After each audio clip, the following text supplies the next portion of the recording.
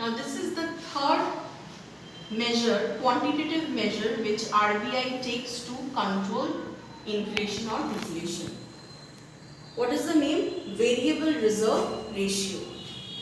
From the name you can understand variable means it changes. Now what is meant by reserve ratio? Now commercial banks, we general public keep our money in the commercial bank. I have already explained in the first video of banking system that when we go and keep the money, it is known as primary deposit. So commercial bank receives our deposit money, but whatever we keep with the bank doesn't keep the entire money. It gives out loan. But can it give the entire money which I have deposited as loan? No. It has to keep a part aside as reserve, and that reserve, how much to keep with RBI is fixed by RBI itself, and that is known as variable reserve ratio. What is variable reserve ratio? The commercial banks have to keep a certain portion out of every deposit. That means out of every primary deposit it receives, I am going to a bank and keeping suppose rupees 100, this is my primary deposit. Bank never keeps the money totally, but can it loan out the total 100 rupees? Not possible. It has to keep a certain part as reserve with central bank. That means whatever you earn, you are giving a portion to your father. So it's like that. Central commercial banks, we are going and keeping our deposit, but they have to keep a certain part with their father, that is central bank, and the rest, that is only known as excess reserve or excess of reserve. That is after keeping the money, whatever excess you have, and that is the money which you can loan out. I hope that this is clear, that out of every primary deposit we go and keep with this commercial bank, suppose 100 rupees, they cannot give the total 100 rupees as loan. They don't keep the money, but they cannot even give out 100 rupees totally as loan. They have to keep a certain portion aside for their father, that is central bank. They have to keep a reserve with central bank. And 100 minus 20, that is 80 rupees, that is known as excess reserve. That means after keeping the reserve money, whatever they have, that is the amount with which they can create loan. So, how much reserve the commercial banks have to keep with the central bank, that is known as variable reserve ratio. And that is varying. That means sometimes central bank asks to keep more reserve money, and sometimes central bank asks to keep less reserve money. For example, if central banks asks to keep you 30, what will happen? Your excess reserve will fall to 70. So your loan creating capacity reduces. And suppose when central bank reduces, that you can keep less reserve with central bank. Suppose you are keeping 10 rupees out of 100. So you have more money to give out as loan. So loan creation power increases. So can you see that central bank's variable reserve ratio policy is actually affecting the commercial bank's loan creation ability? If central bank asks to keep more reserve, then it will have less excess reserve to give out as loan. And if central bank reduces the reserve ratio, then it has to keep less with central bank, and commercial banks can have more money as excess reserve to give out as loan. So loan creation can get affected by this policy, which is known as variable reserve ratio. Now we will go to the working of variable reserve ratio. Now suppose variable reserve ratio increases. So RBI or central bank sometimes increases this variable reserve ratio. That means it asks the commercial banks to keep more money as reserve and less money to loan out. And it sometimes keep the VRR low, that means less you keep reserve with RBI and more you have money to give out as loan. So we will study what happens when central bank increases the reserve ratio. Just now explained that when central bank increases the reserve ratio, commercial banks have to keep more money with the central bank and automatically their loan creation power will be affected. It will get reduced. So loan creation ability of commercial banks will reduce. Now when they can create less credit, less money supply. Less money supply means people have less money, so less demand. Less demand means demand falls below supply. That means again a disturbing situation, disequilibrium arises. Demand equals to supply is the ideal and equilibrium situation from where the economy don't want to deviate, they want to stick to this situation. So demand falls below supply. So as if producers have more supply, more stock, so they need to clear the stock. So they will reduce the price because they feel if they reduce the price, then some demanders will again increase the demand and slowly supply is more than demand and slowly if demand increase, it will slowly go towards equality. So price decreases. So what is the end result? When central bank increases the variable reserve ratio, the price falls. That means central bank wanted to bring about a downward trend in the price level. That means earlier the price was too high. Price high means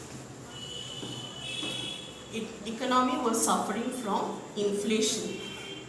So can you understand that these are the policies which the central bank takes and these are the ultimate effects that happen.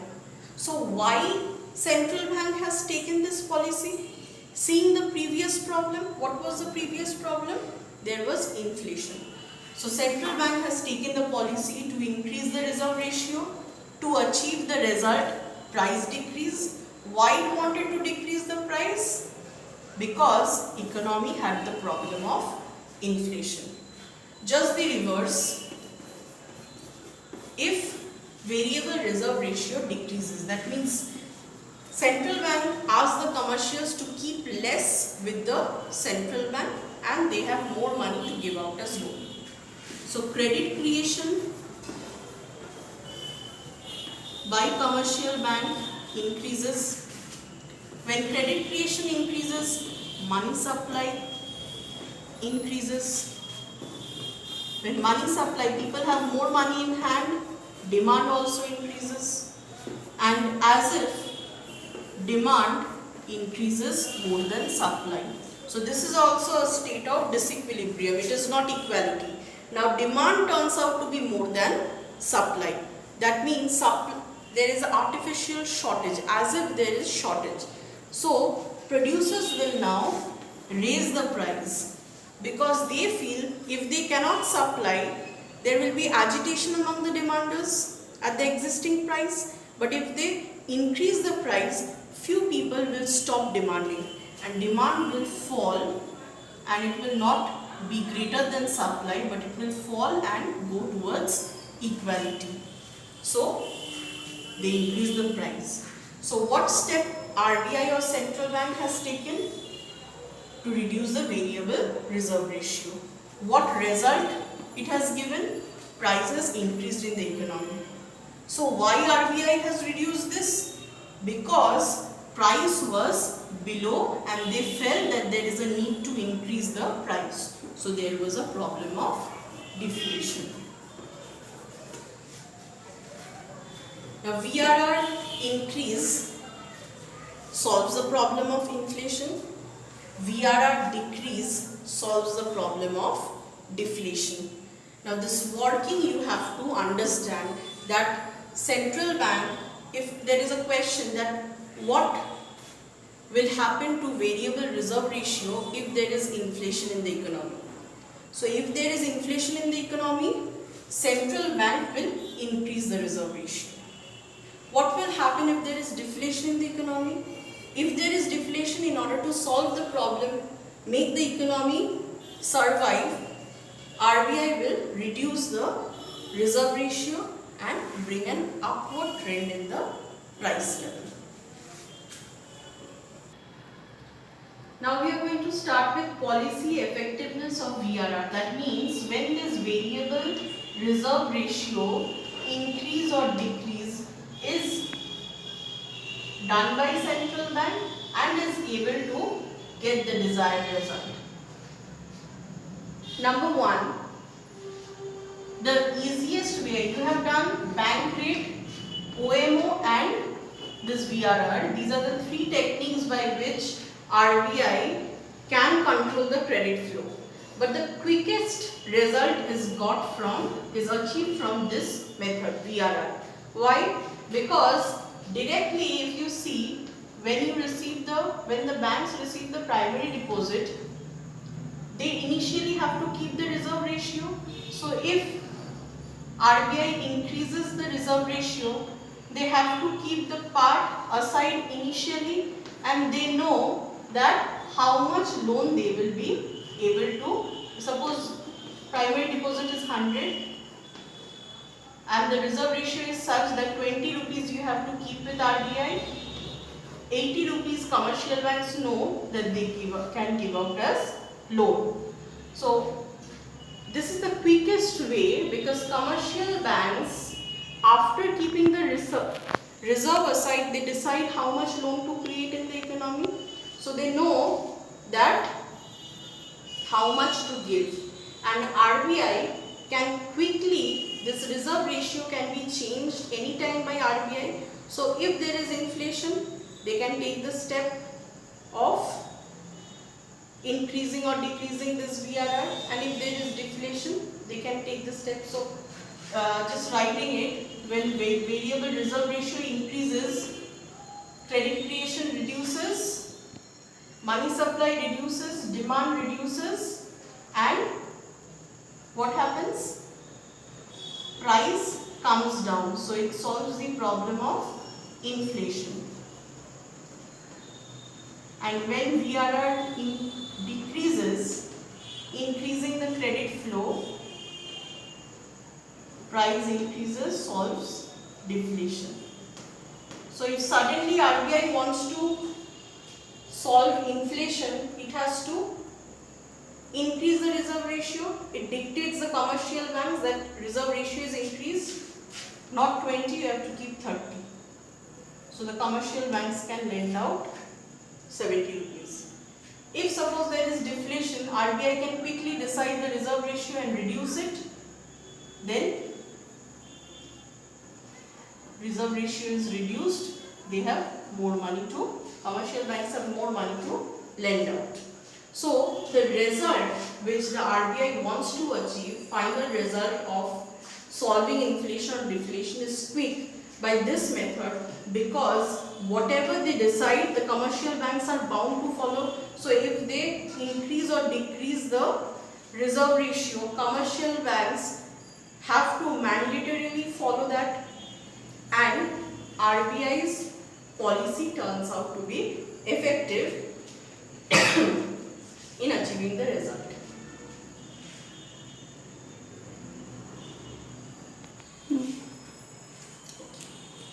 Now second, if large amount of money have to be, money means money supply have to be increased or decreased. Now large amount of money supply increase means credit creation has to be more, and money supply decrease means credit creation have to be less. Since this method gives quick result to RBI instead of going for open market and bank rate, it will go for correcting the reserve ratio, increasing or decreasing, so that the result turns out to be effective and large amount of money supply can be increased or decreased. So if large volume of money supply have to be increased, that means the credit creation has to increase. So RBI have to reduce the variable reserve ratio.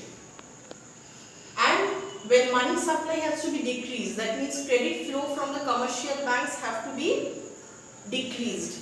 So RBI will suggest the commercial bank to keep more reserve money and give less of loan. So reserve ratio has to be increased. And since this variable reserve ratio can achieve quick result for RBI's problem solving, then RBI, whenever it has to affect in a voluminous way, it uses the method. Number 3, it derives the excess reserve. Now what does it mean it derives the excess reserve? It also answers the question that out of the 3, VRR sometimes proves to be the best method of controlling credit creation. Suppose I am taking the example of OMO. Now in OMO what happened?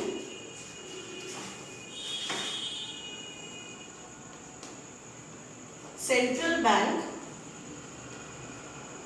sells security, suppose. It can do both, but suppose central bank wants to sell the securities. Now why it wants to sell the securities? It sells on one hand to commercial banks and general public, and in return gets money. Now when it gets money, central bank and general public's monetary power decreases, central bank is able to give out less loans, so money supply can be decreased. Automatically demand decreases, and when demand is less than supply, price reduces. And this solves the problem of inflation. This is what I have said when I was doing OMO. But suppose the central bank already have excess reserve. Excess reserve means excess money out of its deposits. What happens? Now when central bank sells the securities, commercial banks have purchased it by making monetary payment, but still it have excess reserves to give out as loan, and if it gives out at loan is not affected, then money supply increases, demand is also higher, price also cannot decrease. So can the problem of inflation be solved? No. So in case of OMO or bank rate, the central bank takes the policy for achieving some result, but it might be affected if the commercial banks have enough of excess reserves. But in variable reserve ratio what happens? This, by increasing or decreasing this, central bank derives the excess reserve or dries up the excess reserve.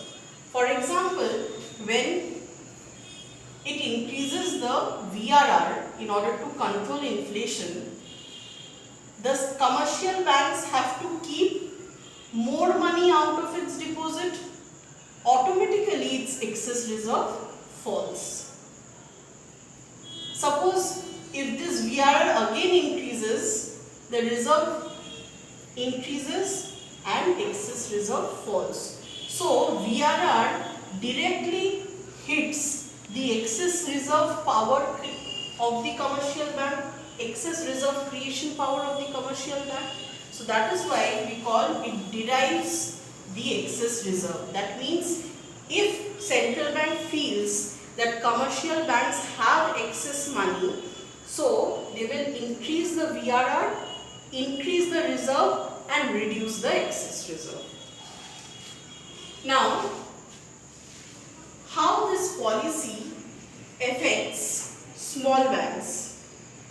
Now this is not policy effectiveness, I am just talking about how small banks are affected. Small bank means generally very less people go for depositing money, so they have less of primary deposits. So automatically less people are going and keeping money over there, means they have less loan creating power. Now if on top it all, or to top it all, if central bank increases the reserve ratio, what will happen? On one side they are receiving less money from primary deposit, and on the second hand reserve increases, that means more is going to the central bank. So they will have very negligible credit creation power. So that is why we call small banks' credit creation power is highly affected through this policy. Why? Because already they have less primary deposits, they have less loan creating power. And if RBI increases the reserves, then they will have very less excess reserve. Just as an example, suppose they have total of 2000 primary deposit, 2000 rupees. Out of that, this is very less amount. So how many loans they can generate? They cannot. And suppose reserve is very high, so they will have out of 2000 very less excess reserve. Suppose 1000 rupees they have remaining, that is half of the primary deposit, to channelize as loan. Number 2, central bank cannot manipulate the credit creation by NBFCs. Now earlier I have said that NBFCs are non-banking financial institution. They lack one or two features of bank, and they don't fall under the jurisdiction or control regulation of central bank. So what happens? Suppose central bank increases the variable reserve ratio. Why it increases? Because it wants to cut down the excess reserve and the loan creation power. But it can do only for the commercial banks. It cannot increase or decrease the reserve ratio of NBFCs because they don't keep their money with central bank. They are not regulated by the central bank. So on one side, see, suppose RBI, in order to control inflation, suppose it increases the variable reserve ratio. It increases the reserve ratio of only the commercial banks. So commercial banks have to keep more money and they will have less excess reserves, less loan, and price will fall and inflation will be controlled. It is RBI's thought. But it can only control the loan creation by commercial banks. What if people are taking more loans from NBFCs? So on one side, RBI is trying to control how it controls the loan creating power of commercial banks to get the result. But there are other institutions also giving out loan. Their activity is not being hampered. So it is difficult to get out total effectiveness of the policies undertaken by central bank.